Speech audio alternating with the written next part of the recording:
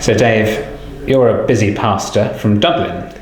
Dublin, Ohio. Dublin, Ohio, not Dublin, Ireland. Yes. A little bit further to come. And can you tell us a bit about your church in Dublin and your responsibilities there? Sure. So I'm the senior pastor of Northwest Presbyterian Church in Dublin, Ohio. We're a PCA church.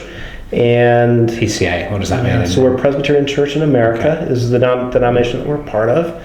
And we're a suburban church. We are a relatively young church. We're about 25 years old, and we are part of the Columbus Metro Presbyterian. We're a church with a church planting heritage, and also have recently become engaged in planting campus ministries. So we have campus workers serving at Ohio State University and Bowling Green State University, and we also have a vibrant local congregation ministry. And how many would you be on a Sunday typically? Our Sunday worship attendance has been approaching 400 on a Sunday morning. And we have about somewhere around 500 members or so. Okay, now the reason I ask that is not because numbers mean everything, but because it conveys a sense that you're a busy pastor. There's a lot going on in the church. Yes. Ministry expansion and gospel growth. And yet you decided some time ago to come halfway across the world here to London Seminary to take the ThM course here, which is Westminster Seminary's ThM course. Why would you do that? Or perhaps start off with, why would you make a point of carrying on giving time to studying more generally, and then why this option in particular?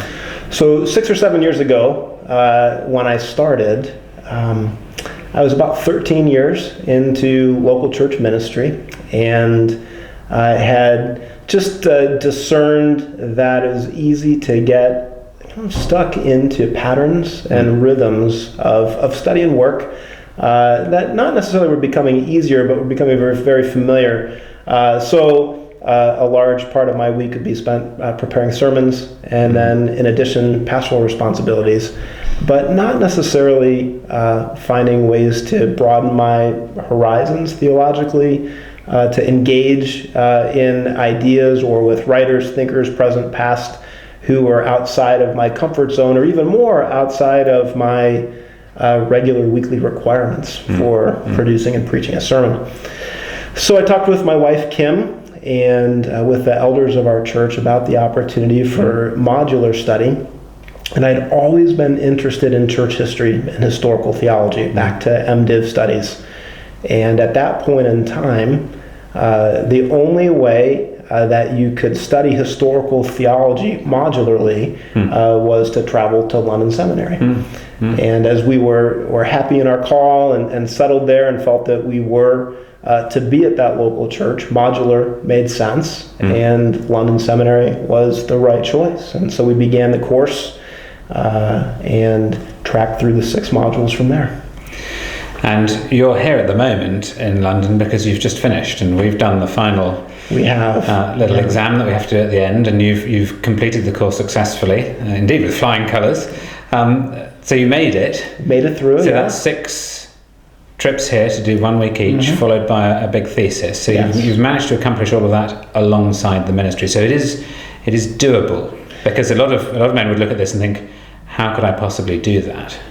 It's doable, and I think a lot of gratitude and thanks have to go towards my wife and her patience and willingness to support the work, and also to the staff team at church who are willing to cover down on weeks that I'd be traveling. But it is doable, and in addition to being doable, I thought it was very, very profitable in terms of bringing a level of required discipline to study. You mean if you were just on your own trying to do it, it's much harder. You need actually the structure of deadlines and things helps you to get on with the work. Yes, certainly. The structure of deadlines, the structure of reading in advance created discipline that I just probably wasn't going to bring into my life on my own. So there are a few who do, aren't there? But most of us are not like that. Yeah. Now, what about the benefits? Because busy pastors will obviously want to know, does this actually make any difference to my ministry, or is this simply stuffing my head full of knowledge for my own entertainment and benefit? Yeah. So have you found ways in which this learning that you've been doing on the course has come out in your ministry? Yeah, I think that there would be 2 primary benefits. I was talking recently with a friend who is also a local church pastor, and he was asking me what I thought I got out of participating in the course. And I thought that the first was the challenge to read and to think and to engage with thinkers, pastors, theologians from different eras, different contexts, different backgrounds.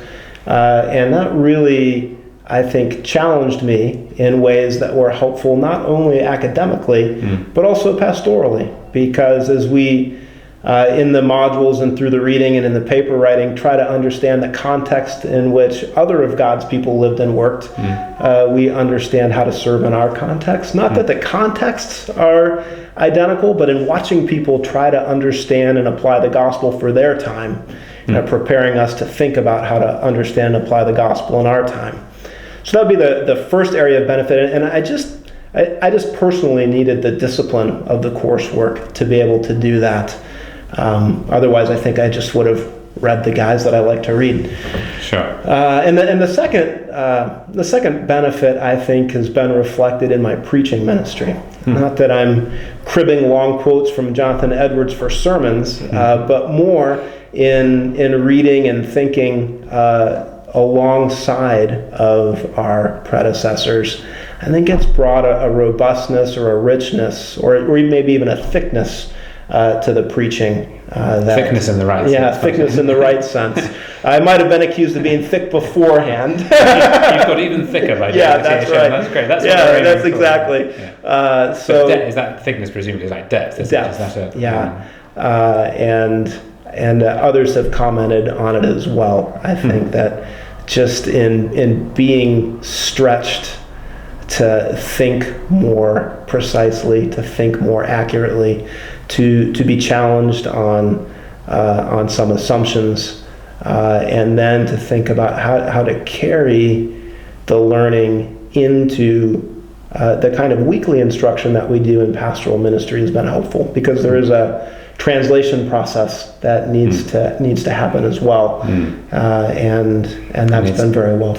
Needs to work itself out in practice, doesn't it? And yes. you can't carry something in exactly the same form from this classroom into the pulpit, because that would be inappropriate. It needs to trickle down in that way and work itself out. Yes. In the preaching ministry. I think so. Yeah. So you'd do it again? I would do it again. Yeah, it's been a very good experience. Yeah, I'd recommend it. Great. Thanks very much for joining us. Thank you.